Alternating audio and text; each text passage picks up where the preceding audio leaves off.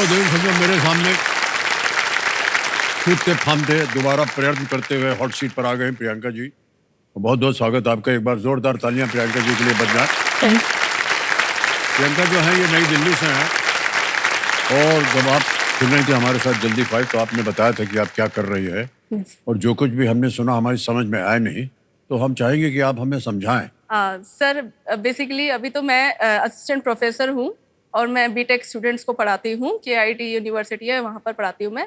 और मेरा जो एमटेक जो डिग्री है वो आर्टिफिशियल इंटेलिजेंस डेटा साइंस में ही है। तो मैं बच्चों को artificial intelligence, generative AI, deep learning, machine learning sir और डेटा एनालिटिक्स जैसे सब्जेक्ट पढ़ाती हूँ।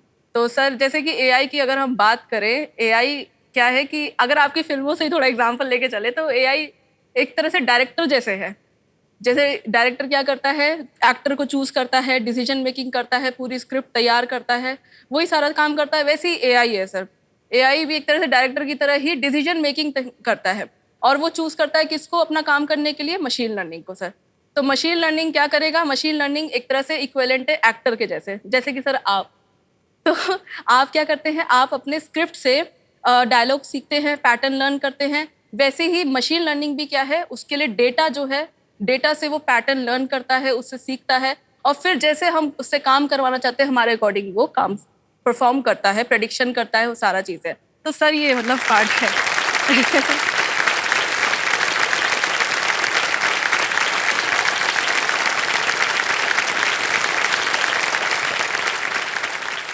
तो पिछले 3 मिनट से जिन्होंने बोला आपको समझ में आया? देवी जी ऐसा है कि बहुत सारे शब्द आपने बोले, यस सर। हमने कभी सुना ही नहीं उनको। एआई का तो आजकल सर बहुत बोलबाला हो गया है, तो आपका भी मतलब एआई एक सिस्टम बना सकते हो, यहाँ पर बिठा भी सकते हैं सर। ऐसा हमारा बन जाएगा, यस सर। वो आकर के खेलेगा। Yes sir. मतलब कहने का यही है करना कि हमारी नौकरी खतरे में हो जाएगी।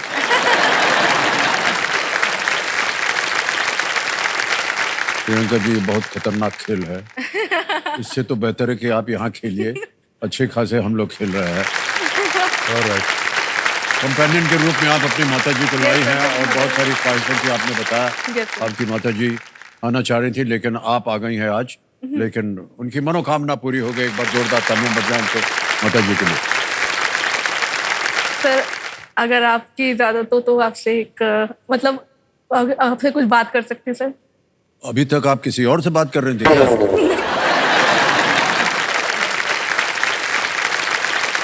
नहीं सर, आपकी परमिशन से ही। मेरी परमिशन? हाँ, यस। सही प्रश्न पूछिएगा। जी जी बिल्कुल सर। जैसे कि सर एक प्रश्न ये था मेरा, जैसे मेरी मदर कभी कभी अगर मैं कहीं काम से आती हूँ वापस घर पे, तो मम्मी कहती है बेटा एक धनिया ले आना, मिर्ची ले आना, ऐसे कुछ मेरे से मंगवाती रहती है। तो सर अगर आप शूट के बाद जाते हैं केबीसी के, तो जया मैम कभी आपको बोलती है कि ये ले मेरे लिए कुछ ये ले आना हाँ या हाँ घर के बोलती लिए है कुछ लाना? बिल्कुल। तो सर क्या क्या ले जाते हैं आप मैम के लिए?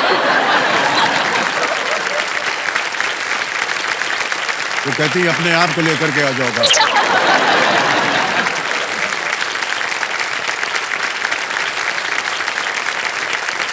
सर दूसरा प्रश्न ये था, और भी है।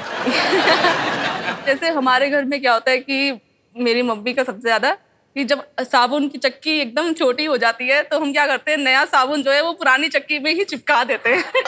ये मिडिल क्लास फैमिली का ही ऐसा है। तो सर आपके घर में भी ऐसा होता है क्या कि जो नई साबुन की चक्की से पुराना जो पतली बची है उसको चिपका देते हैं और उसी को यूज करते हैं? आपके यहाँ तो आपके पास एक नई गिट्टी मिल जाती है, उसमें चिपका देते हैं। हम नहीं ला पाते हैं नई गिट्टी, तो क्या करते हैं, वो जितना बचा कुचा होता है उसको एक गिलास में डाल के उसमें थोड़ा पानी डाल देते हैं और अगले दिन सुबह तक वो पानी जो है वो साबुन हो जाता है। हाँ? तो उसी से नहा लेते हैं, क्या हो गया? सर एक और लास्ट। हे भगवान।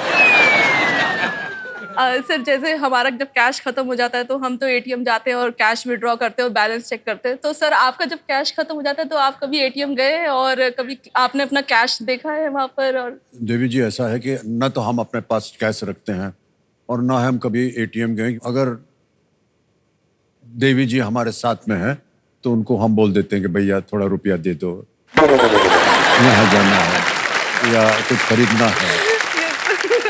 बड़ा बड़ा चेंज है। जैसे रास्ते में कभी कभी उनको वो गजरा बहुत पसंद है, हाँ जी, हाँ तो जी। लोग आते हैं ना गजरा बेचने, तो वो हम ले करके ये नहीं बताते हैं कि किस लिए हम ले रहे हैं पैसा, नहीं तो गड़बड़ हो जाएगी ना। इम्प्रेस करने वाली जो बात होती है तो उनसे मांगे भैया थोड़ा सा 10-15 रुपया है क्या, वो दे देंगे। फिर हम उसको बुलाते हैं, ये देना गजरा देना, खरीद के उनको दे देते हैं बाल वाल में लगाने। Yes, sir.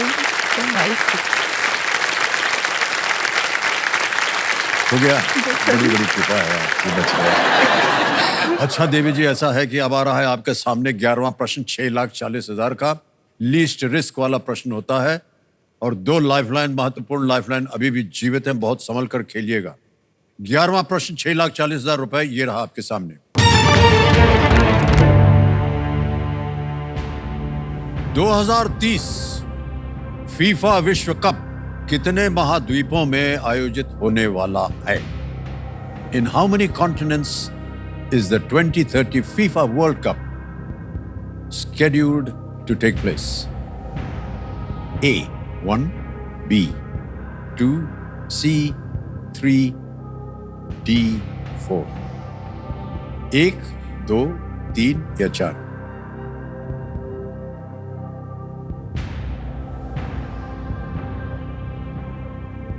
तो एशिया ही होगा, एशिया, और एक तो कॉन्टिनेंट एशिया होगा और दूसरा मुझे एक डाउट लग रहा है थोड़ा सा सर, 2 लग रहा है मुझे वैसे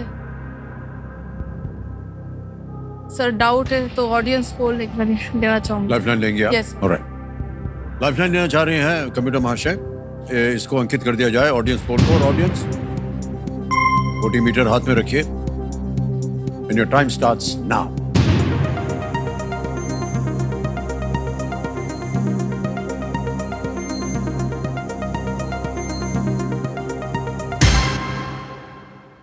C 3 49%, 49%, 16, 26 और 9% दिया है ए, बी और डी को। क्या करना चाहेंगे आप? सर सी को लॉक कर दीजिए। करेक्ट, सी कह रही है जनता अधिकतर, और वो भी प्रियंका जी कह रही है जाना चाहिए। सी पे ताला लगा जाए।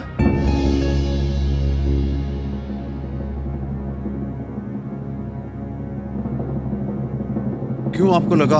आप 2 कह रही थी ना पहले? Yes sir. 2 कहती तो आप गलत होते। सी इज द राइट आंसर। वाह, अनबिलीवेबल, क्या बात है, वाह वाह। Thank you, thank you. 2030 FIFA विश्व कप 3 महाद्वीपों में आयोजित होगा, दक्षिण अमेरिका, अफ्रीका और यूरोप में। 3 कॉन्टिनेंट्स में होगा। Morocco, Portugal, Spain, Uruguay, Argentina और पैराग्वे ओके सर। में ये मैच आयोजित होंगे। 2030 का एडिशन जो है उस आयोजन की 100वीं 100th वर्षगांठ को ये चिन्हित करेगा। ओके। और जो पहली बार 1930 में यूरुग्वे में आयोजित हुआ था, पहला विश्व कप यूरुग्वे में हुआ था। तो ये जो है दक्षिण अमेरिका, अफ्रीका और यूरोप, 3 कॉन्टिनेंट्स में खेला जाएगा।